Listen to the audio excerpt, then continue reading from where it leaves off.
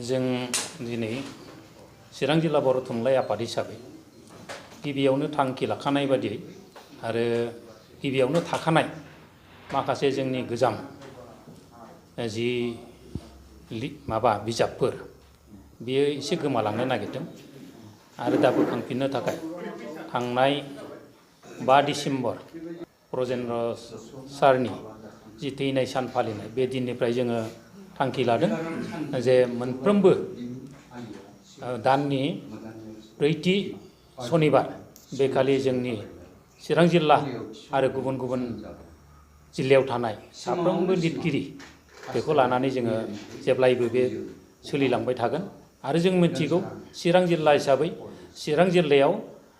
जोंनि थुनलाइ हिसाबै जोबोद माहाजोन जोङो बे जोंनि चिरां जिल्लायावनो दिनै जोंनि एवार्ड मोननाय एवार्डनि गोबां सुबुंफोर दङ डक्टरेटफोर गोबां दङ गोबां थुनलाइगिरिफोर दङ दा चिरां जिल्ला हिसाबै थुनलाइया एसेबो खम नङा आरो जोबोद माहाजोन ओंखायनो जों साफ्रोमबो बिसोर एसे जिरायनानै दं बिसोरखौ जोङो मोजाङै ज' जोङो सावरायलायनोबो मोनगोन आरो जोंनि थुनलाइ फोथांनायावबो बेयो मोनसे गोहोम होगोन आरो थुनलाइखौ जौगाखांहोनायाव थुनलाइजों जौगाखांहोनायजों लोगोसे जोंनि बे लिरगिरिफ्रा समाज फोसाबनायनि माखासे खन्थाइ रायथाइ सल' बिदि लिरगोन बेखौ जोङो फोसावनायनि लामा लादों बेनि अनगायै जोङो जेबो सावरायनायखौ लायो बेवहाय एसे जोङो सावरायदों बै जोंनि चिरां जिल्ला बर' थुनलाइ आफादनि जि बोसोरसालि जथुम्मा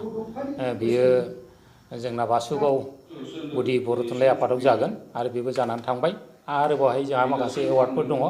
बे एवार्डफोरनि सायावबो जोङो सावरायदों आरो बेबो जानानै थांबाय दा जोङो नैबेखौ 3 बाजिनिफ्राय जोङो सोलिबाय आरो जोंहा नैबे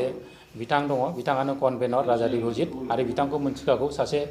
एकदम गागि लिरगिरि आरो सासे आगोलनिफ्रायनो अबयसे जोङो बिथांखौ जों बहाय लाबोदों बिथाङा सेन्ट्रेल लेभेलनि सासे मावथिगा बर' थुनलाइ आफादाव आरो जोङो गासैबो साफ्रोमबो बिदिनो ज' थालायनानै जोंनि बे थुनलाइखौ गोजौ मोनसे सारियाव जोङो जोंनि चिरां जिल्लायाबो दावगानो हागोन होननानै जों मिजिंथियो खन्थाइ फरायथिनाया मोनफ्रोमबो खन्थाइल' नङा रायथाइबो थागोन